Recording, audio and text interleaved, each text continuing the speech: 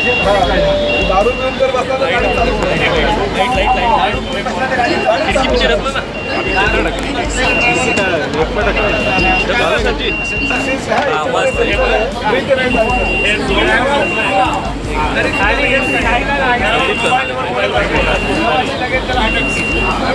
डोळे बंद केले बघा मोबाईलवर आहे ना येऊन बघायला लागेल ना। एस टी बस म्हटलं की अनेक प्रवासी नाक मुरडतात. याच प्रवाशांसाठी गेल्या काही महिन्यांपासून नवीन बस सेवेत दाखल झाल्या आहेत. आता आणखीन अद्ययावत तंत्रज्ञान वापरून या बसेस स्मार्ट होणार असून त्यामुळे प्रवाशांना फायदा होणार आहे. AI तंत्रज्ञानावर आधारित एकात्मिक सुरक्षा प्रणाली नव्या बसेसमध्ये लावण्यात येणार आहे. चालकाच्या बस चालवण्याच्या पद्धतीपासून बसमध्ये बसलेल्या प्रवाशांच्या हालचालींवर देखरेख करणाऱ्या CCTV कॅमेऱ्यांना बसमध्ये बसवण्यात येईल. त्यासोबतच LED स्क्रीन, वायफाय, GPS प्रणाली यामध्ये असेल. या उपकरणांमुळे महिलांना सुरक्षितरित्या प्रवास करता येणं शक्य होणार असून चालकाला गाडी चालवणं अधिक सोपं होणार आहे. तसेच चालकाने मद्यपान केलं असेल किंवा त्याला झोप येत असेल तर सायरनद्वारे लगेच प्रवाशांना आणि कंडक्टरला सावध केलं जाईल. मद्यपान करून ड्रायव्हर बसला तर बस चालूच होणार नाही. तसंही या तंत्रज्ञानामध्ये असणार आहे. देशामध्ये पहिल्यांदा स्मार्ट परिवहन सेवा आज सुरू झाली आहे. याबद्दल मी मंत्री प्रताप सरनाईक यांचं अभिनंदन करतो. मी स्वतः बसमध्ये पाहिलं, त्यामध्ये सगळे CC कॅमेरे आहेत. AI चा अंतर्भाव या ठिकाणी करतायत. ड्रायव्हर जर झोपला असेल ते ताबडतोब निदर्शनास येणार. ड्रायव्हर फोनवर बोलत असेल ते निदर्शनास येणार. ड्रायव्हरनी कधी ड्रिंक घेतली असेल तरी सुद्धा ही गाडी ताबडतोब अलार्म वाजवणार आणि या ठिकाणी बिलकुल सुरक्षित सेवा या ठिकाणी मिळणार आहे आणि येणाऱ्या प्रत्येक स्टेशनची माहिती मिळणार आहे. प्रत्येक अपडेट जे आहे या ठिकाणी मिळणार आहे. विशेष करून महिलांसाठी आपल्या लाडक्या बहिणींच्या सुरक्षिततेच्या दृष्टिकोनातून ही पूर्णपणे फुल प्रूफ सुरक्षित बस सेवा आणि स्मार्ट सेवा या ठिकाणी आजपासून सुरू होते. याचा लाभ प्रवाशांना होईल आणि होणारे अपघात टळतील, होणारे दुर्घटना ज्या आहेत त्या टळतील आणि जे काही बसमध्ये होणारे गैरप्रकार आहेत या सगळ्याला 100% फुल स्टॉप. आजपर्यंत एसटीच्या बसेसमध्ये CCTV कॅमेरा किंवा GPS यंत्रणा म्हणजे अत्याधुनिक जी बस हवी होती ती अद्यापर्यंत केली गेली नव्हती. परंतु स्वारगेटच्या घटनेनंतर राज्य शासनानं फार गंभीरतेनं पाऊल उचलली. माननीय मुख्यमंत्री श्री देवेंद्र फडणवीस, उपमुख्यमंत्री श्री अजितदादा आणि आमचे पक्षाचे मुख्य नेते आदरणीय एकनाथ शिंदे साहेबांनी स्पष्टपणे सांगितलं की महिलांना सुरक्षितता मिळेल अशा पद्धतीनं आणि एसटीचा प्रवास सुखकर होईल अशा पद्धतीनं एसटीची नवीन बस ही आली गेली पाहिजे आणि त्या माध्यमातून आज आम्ही 3000 बसेसच्या निविदा प्रक्रियेला सुरुवात केलेली आहे.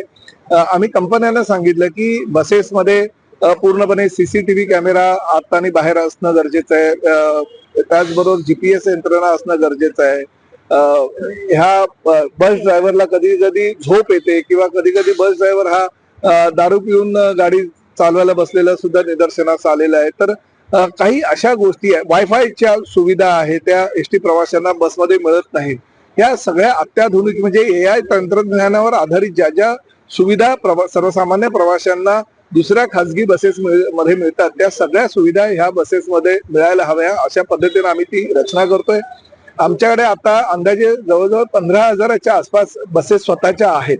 तर त्यापैकी अनेक बसेस जे आहेत त्यांचं 2-3 वर्षानंतर, काही 5 वर्षानंतर, काही 7 वर्षानंतर ह्या आम्ही त्याचं म्हणजे त्या चालणार नाही, रस्त्यावर उतरू शकणार नाही अशी त्यांची अवस्था आहे. परंतु किमान 10 वर्ष रस्त्यावर राहतील अशा बसेसना आम्ही ह्या सगळ्या यंत्रणा बसवतोय आणि त्यासाठी जो निधी आहे तो केंद्र शासनाच्या निर्भया फंड मधून आम्ही जवळजवळ 60% देणार आहोत आणि 40% हा खर्च राज्य शासन करणार आहे.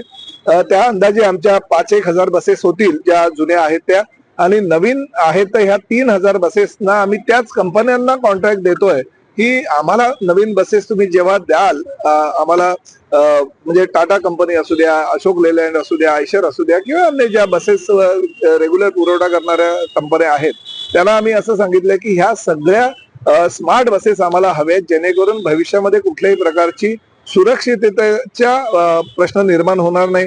निर्भयामध्ये बस उघडून एका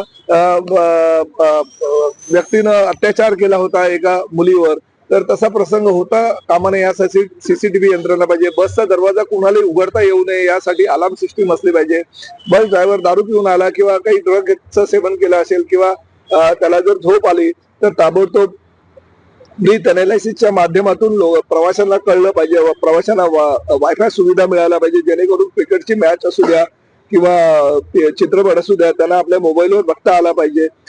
जाहिरातीसाठी किंवा पंतप्रधान आदरणीय मुख्यमंत्री यांचं जर काही विशिष्ट निवेदन असेल तर ते निवेदन सुद्धा त्यांना बघता आलं पाहिजे. अशा जाहिरातीसाठी आम्ही स्क्रीन बसवतोय. जवळजवळ 4 बाहेरच्या बाजूला आणि 3 आतल्या बाजूला असे 7 सीसीटीव्हीचे कॅमेरे आम्ही त्या ठिकाणी बसवतो. अशा प्रकारे सुरक्षेच्या दृष्टीने आणि प्रवाशांच्या सोयीसाठी एसटी बसेस अद्ययावत करण्याची प्रक्रिया सुरू झाली आहे. आता हे तंत्रज्ञान प्रत्यक्षात किती दिवस उपयोगात आणलं जातं, कायमस्वरूपी याचा वापर होतो का, वायफाय, सीसीटीव्ही कॅमेरे यांची योग्य ती देखभाल घेतली जाते का की नाही, काही वर्षात ती उपकरणं निकामी होतात ते पाहणं देखील महत्त्वाचं असणार आहे. पण ज्या पद्धतीने उपमुख्यमंत्री एकनाथ शिंदे आणि परिवहन मंत्री प्रताप सरनाईक यांनी याबाबत माहिती दिली आहे, तर पाहणं महत्त्वाचं असेल की हे किती दिवस आणि कशा पद्धतीने हाताळलं जाईल. एकूणच एसटी बस जी अद्ययावत होते याविषयी तुमचं मत कमेंट बॉक्समध्ये सांगा. लोकमतचं यूट्यूब चॅनल सबस्क्राईब केलं नसेल तर आठवणीने सबस्क्राईब करा.